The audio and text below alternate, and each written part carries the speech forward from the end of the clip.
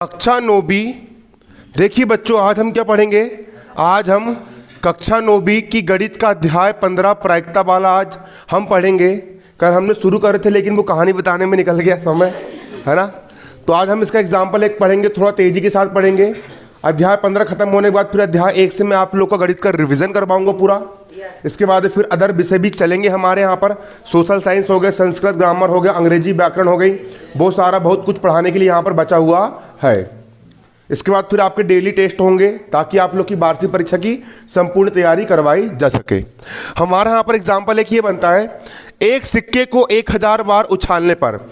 हमने एक सिक्का लिया, आज सिक्का लेके आएगी नहीं, मैंने लाया हूँ, चलो। एक सिक्का है, सिक्के में दो पहलू होते हैं, एक होता है चित्त और एक होता है पट्ट, एक होता है हेड, एक होता है टेल। एक सिक्के को मैंने 1000 बार उछाला, एक बार चित आया, लिख लिया, एक बार में चित आया, एक बार फिर उछाला, फिर आया, लिख लिया, एक बार फिर उछाला। ऐसे करके मैंने सिक्के को कितने बार उछाला? मैंने सिक्के को 1000 बार उछाला।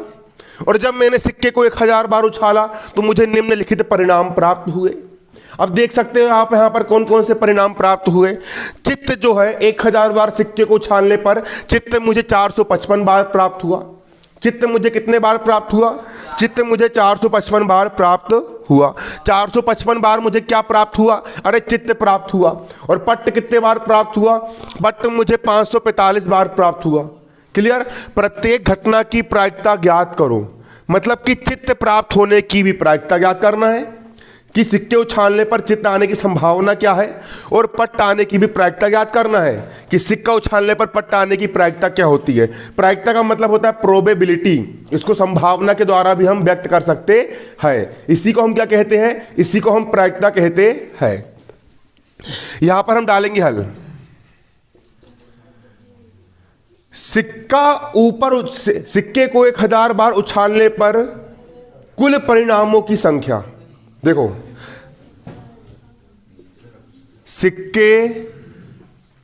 सिक्के को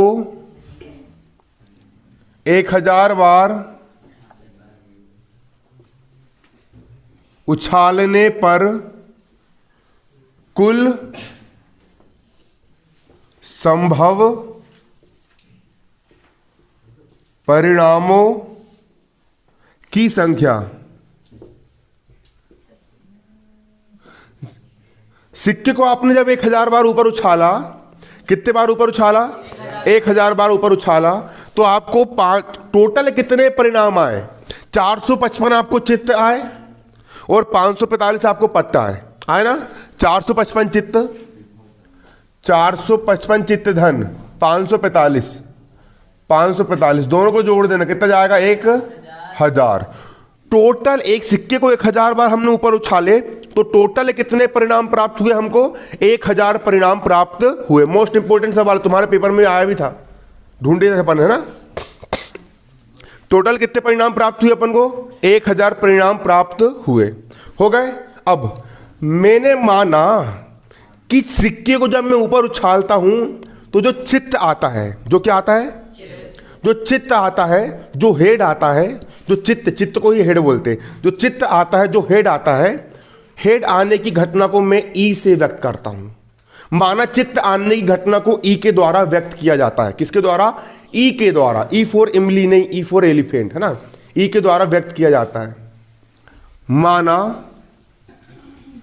माना चित्त आने की घटना को ई से व्यक्त करते हैं। चित्त जो हमको चित्त प्राप्त हो रहा है, जो हमको क्या प्राप्त हो रहा है? चित्त प्राप्त हो रहा है। उस चित्त को आने की घटना, जो चित्त आने की जो घटना है, उसको, उस घटना को हम कैसे व्यक्त कर रहे हैं? ई से व्यक्त कर रहे हैं। कैसे व्यक्त कर रहे हैं? ई से व्यक्त कर रहे हैं। ई आया, घटना ई हुई मतलब कि चित्त आ गया। घटना ई हुई मतलब क्या हो गया?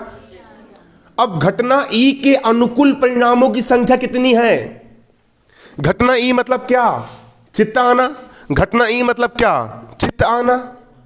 तो घटना ई के अनुकूल परिणाम कितने हैं? 455 है ना।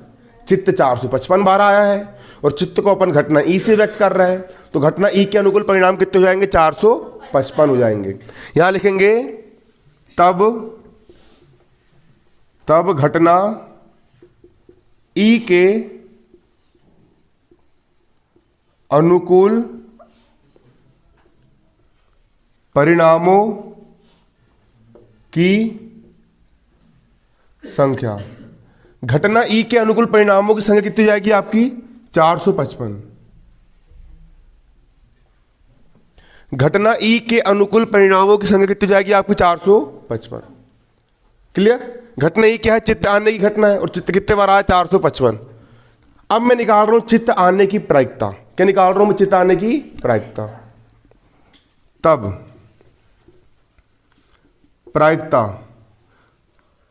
को प्रोबेबिलिटी कहते हैं, इसको पी से प्रकट करते हो। किसकी प्रायिकता? घटना ई की प्रायिकता निकाल रहे हो। घटना ई मतलब चित्त आने की प्रायिकता, घटना ई की प्रायिकता। और प्रायिकता का सूत्र क्या होता है? मैंने कल लिखवाया था आपको।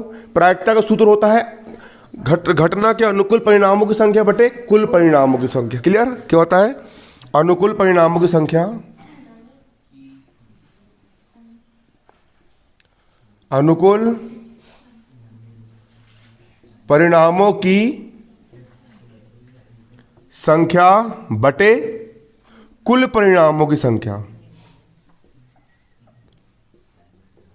अनुकूल परिणामों की संख्या बटे कुल परिणामों की संख्या। अब पी का यहां पर हो जाएगा पी ई बराबर अनुकूल परिणामों की संख्या कितनी है? घटना ई के अनुकूल परिणामों की संख्या कितनी है? 455। तो अनुकूल परिणाम हो जाएंगे यहां पर कितने? 400 बटे कुल परिणामों की संख्या कितनी है? कुल कितने परिणाम हैं? 1000। 1000 कुल कितने परिणाम है? 1000 है। 1000 में कितने जीरो होते हैं? 3 जीरो। 1 2 3 जीरो। 1000 में 3 जीरो है तो 3 संख्या के पहले हम क्या लगा देंगे? दशमलव लगा देंगे। तो हो जाएगा 0.455। जो लिख नहीं रहा है मैं अब भी आके चेक कर रहा हूँ सबकी कॉपी। जिस कॉपी में लिखा नहीं मिले तो कोचिंग से बाहर भगा दूंगा मैं। टाइम पास करने के लिए यहाँ पर कोचिंग नहीं लगा रहा हूँ। वो जगह खाली हो कोई दूसरा आके बैठेगा। 0.455 ये आ गया आपका आंसर। ये क्या आ गया आपकी? चित्त आने की प्रायिकता। क्या निकल के आ गई? चित्त आने की प्रायिकता। क्लियर है? इतना उतारो जल्दी से। उतार लिए। अब पट आने के लिए भी यही करना पड़ेगा। अब फिर से लिखना है। एक सिक्के को 1000 बार उछाल, ये तो इतना लिखा लिखा है ना। यहां पर लिखो माना। अब इसके नीचे से लिखना, इसके नीचे से लिखना माना पट आने। माना क्या? माना पट आने की घटना को एफ से व्यक्त करते। कहाँ से व्यक्त करते हैं? एफ से व्यक्त करते हैं। पट आने की घटना को एफ से व्यक्त करते हैं। एफ से व्यक्त कर रहे हैं तब घटना एफ के, घटना एफ मतलब पट आने के अनुकूल परिणाम कितने हैं? पट कितने बार आया? 545 बार आया। तो घटना एफ के अनुकूल परिणामों की संख्या मतलब पट आने की संख्या कितनी है? 545 है।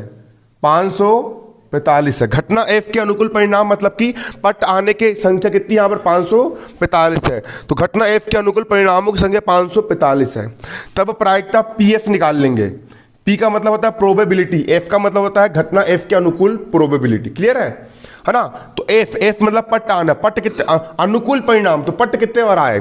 पट आए 545 बार।